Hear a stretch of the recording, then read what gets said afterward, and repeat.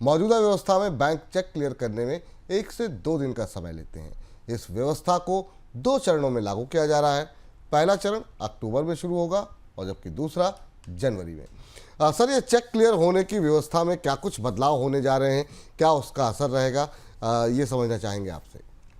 विपुल जी, जो मौजूदा आरबीआई का चेक ट्रंकेशन सिस्टम है वो आमतौर पर 2 वर्किंग डेज में चेक क्लियर करता है। जब चेक आप जमा करते हैं उसके बाद 48 घंटे में चेक क्लियर होती है।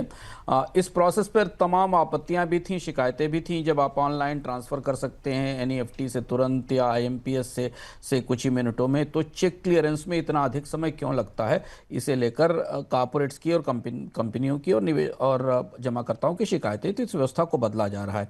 जो नया चेक क्लियरेंस सिस्टम है वो बिजनेस आवर्स के दौरान यानी 10 बजे से 4 बजे के बीच कंटिन्यूअसली काम करेगा। चेक होल्ड नहीं किए जाएंगे, चेक लगातार सिस्टम में क्लियर होते रहेंगे।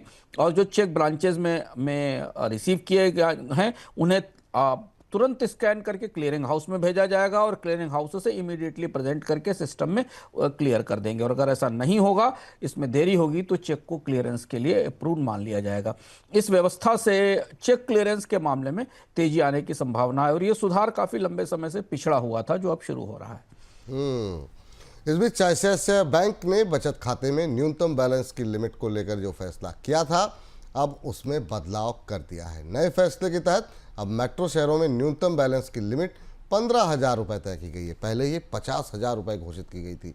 इसी तरह छोटे शहरों में लिमिट को घटा करके 7500 रुपये और गाँव में 2,500 रुपये कर दिया गया है। सर, इस कार्यक्रम में भी हम लोगों ने इस बारे में काफ़ी डिटेल में एनालिसिस किया था और ये ऐसा लग रहा था कि शायद आम आदमी से क्या आईसीआईसीआई बैंक दूर होने की कोशिश कर रहा है। क्या ये विरोध की वजह से आईसीआईसीआई बैंक ने इस फैसले में बदलाव किया है क्या? पहला सवाल। दूसरा, लेकिन साथ ही ये भी जानना चाहेंगे सर, ये जो डिपॉजिट के लिए जो बैंकों की समस्या है उसका समाधान किस तरीके से होगा?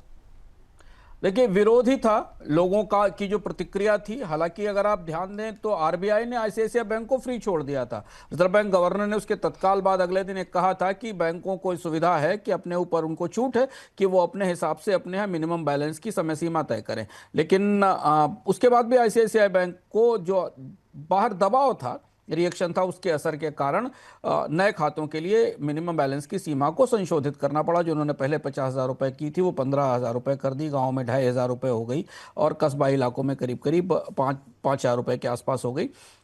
इससे 2 बड़े बदलाव हुए। देखिए, एक तो बैंकों की जमा की समस्या का, निम का, क्रेडिट डिपॉजिट रेशियो का कोई समाधान नहीं हुआ। जो हमने विस्तार से उस दिन बताया था, उसे दोहराने की आवश्यकता नहीं।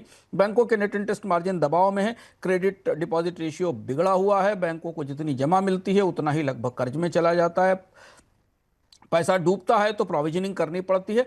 इस व्यवस्था से कम 10,000 से 15,000 रुपए तो करने में आईसीआईसीआई सफल रहा है। यानी 15,000 रुपए तक जो लोग कमा रहे हैं, जो डेली वेजेस एम्प्लॉइज हैं, उनके लिए तो आईसीआईसीआई बैंक में खाता खोलने का कोई मतलब नहीं है।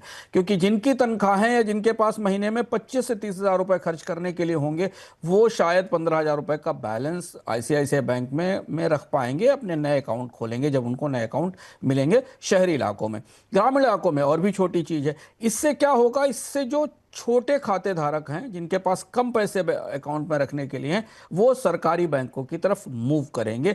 अब ये देखना हमारे लिए ज़रूरी विपुल जी ये होगा कि बाकी बैंक इसको कैसे फॉलो करते हैं। क्या बाकी बैंक भी 15,000 रुपए की सीमा पर जाएंगे, निजी बैंक, या वो अभी अपने आप को पुरानी व्यवस्थाओं में ही रखेंगे? लेकिन 15,000 रुपए हमको लगता है प्राइवेट बैंकों में मिनिमम बैलेंस की नई बेंचमार्क के नई सीमा तय हो गई, जो पहले 10,000 रुपए थी।